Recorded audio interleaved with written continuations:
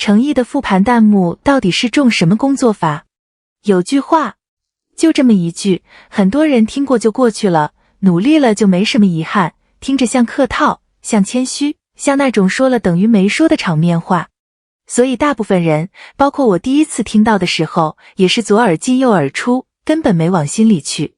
但今天这期，我想认真掰开揉碎的聊聊这句话，还有诚意那套被他说的轻描淡写的复盘方法，因为我越想越觉得，这根本不是一句谦虚，这是一套方法，而且是一套很多人做不到的方法。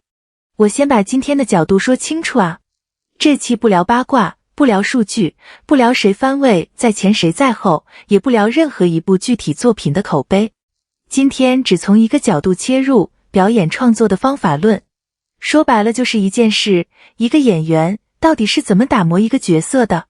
这个过程，外人平时是看不见的。我们看到的永远是成片，是最后交出来的那个结果。但结果背后那套怎么做出来的流程，才是真正决定一个演员能走多远的东西。那么问题来了，他那套复盘到底是什么？咱们从最表面的一层开始看，他会看自己演的戏。你先别急着觉得这没什么，我跟你讲，是看自己的戏，这个动作本身就已经把一大半人拦在门外了。你想想看，多少演员是不敢回看自己作品的？因为看着看着全是别扭，全是我当时怎么这么演的懊恼。回看自己需要一种直面的勇气，而他不但看，还要往前多走一步，他去读弹幕，一边看回放，一边看观众实时飘过去的那些评论，然后到了某个点，他会暂停，用他自己的话说，叫细品，停在那儿，琢磨观众为什么在这个地方是这个反应，为什么这场戏弹幕突然多了起来，为什么那个眼神观众有共鸣，为什么某个瞬间大家的情绪一下子被带动了。品完了，他把这个体会记下来，带到下一部戏里去调整。你把这几个动作连起来看，看、读、品、改，看到没有？这已经不是随口了，这是一个有先后顺序，有起点也有落点的流程。它不是散的，它是成环的。一般人读评论是一次性的情绪消费，而他这套是可以循环运转的。顺着这个思路，咱们往下挖一层。第二层，我给这套东西起了个名字，叫创作反馈闭环。我先声明，这是我的说法，不是他的原话啊，别到时候当成他说的。翻译成人话就是，他把观众的反应变成了改进自己表演的数据。你注意这个词，数据。这是整个第二层的关键。一般人读弹幕是什么心态？夸我了，开心一下；骂我了，难受一阵。看完情绪波动一下，翻篇，结束了。情绪进，情绪出，中间什么都没留下。但诚意这套的不一样在哪儿？他不是站在别人怎么评价我这个位置上，他是站在我在采集样本这个位置上。哪个表情观众 get 到了，哪个眼神大家觉得有点出戏，哪场戏弹幕齐刷刷的有反应，哪个地方观众话走了没耐心看，这些东西在普通人眼里是夸奖或者批评，在他眼里全是可以拿来分析的信号。这个思路其实表演学里早就有了，不是什么新鲜发明，它叫案头工作，也就是 method acting 那一整套东西的一部分。演员为了演好一个角色，会去做大量的前期研究，读资料，体验生活，观察真实的人，揣摩人物的动机，这是老派好演员的基本功。那我觉得诚意这套的特别之处在哪儿呢？在于他把研究的资料来源给扩展了。传统的案头工作，资料来自书本，来自生活，来自导演的讲解，而他把观众也变成了一个资料来源。我给你打个比方，这也是我个人的类比啊。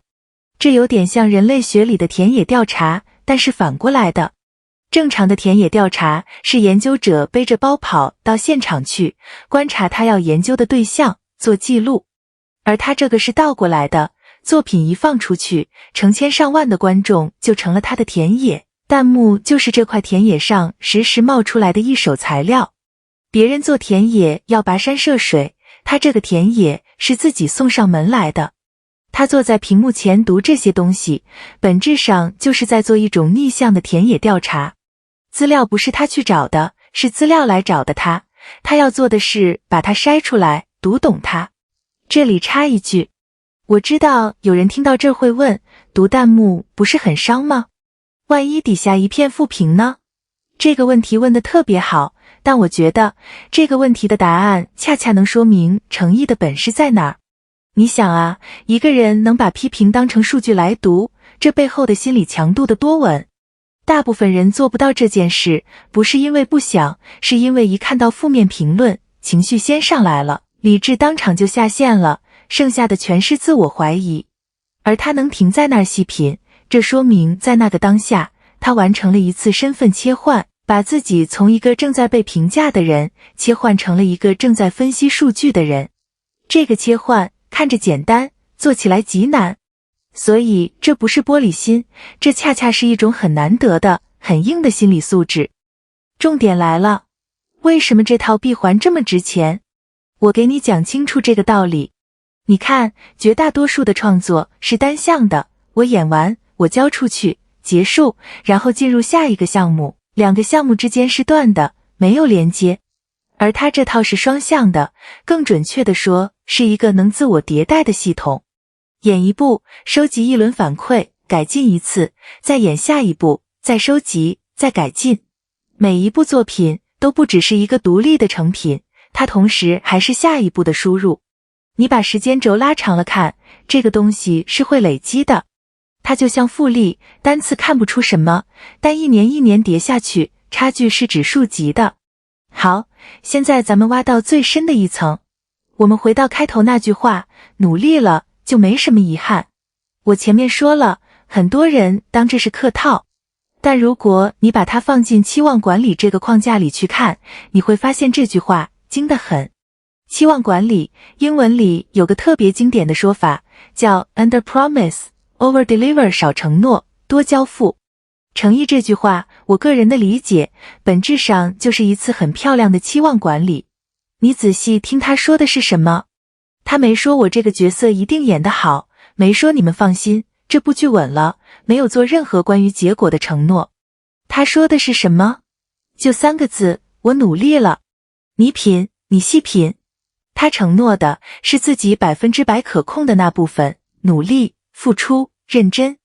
他没承诺的是自己根本控制不了的那部分，最终的成片效果、市场的反应、口碑的走向、播出的时机。他把这2样东西分得清清楚楚。这背后其实藏着一个特别真实、特别少被人提起的东西，就是演员的表演焦虑。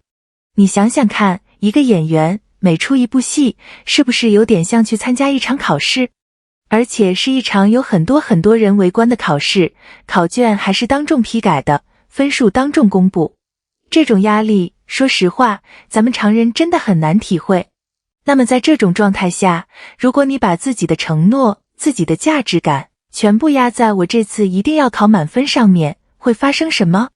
你几乎注定要失望，要内耗，要在每一个别人评价你的瞬间被反复消耗。但反过来，如果你把心里那个锚点放在我尽全力复习了，我准备到位了上面，你就守住了自己。分数还没出来，你的心态已经立住了。我的判断是，他之所以看起来相对比较稳，不太容易被外界的节奏带着走，很可能就是因为他把自己的价值感建立在过程上，而不是结果上。结果他控制不了，谁都控制不了，但过程是他能实实在在握在手里的东西。当然啊，这只是我的个人推测，我没有拿到他完整的工作记录，也没坐在他旁边看他工作，说的不对的地方，欢迎评论区指正我。这就引出我最后想说的一个比喻，慢工出细活。你看那些真正好吃的菜，火候是急不来的，快不了。该炖3个小时的，你炖1个小时，那个味儿就是出不来。